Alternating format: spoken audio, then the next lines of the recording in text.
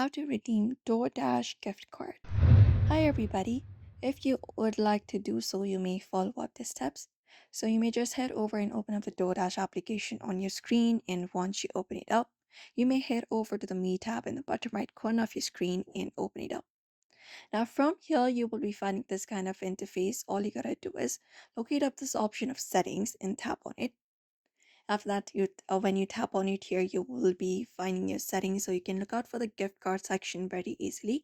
All you gotta do is head over to that section and tap on it, and then once you tap on it, here you will be finding gift card section with the redeem option at the top of your screen at the top right.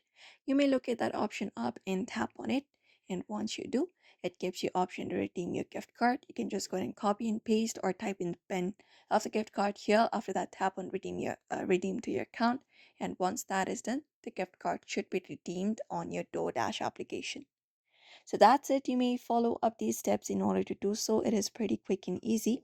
So I hope this video was helpful. Give it a thumbs up and subscribe for more tips and tutorials.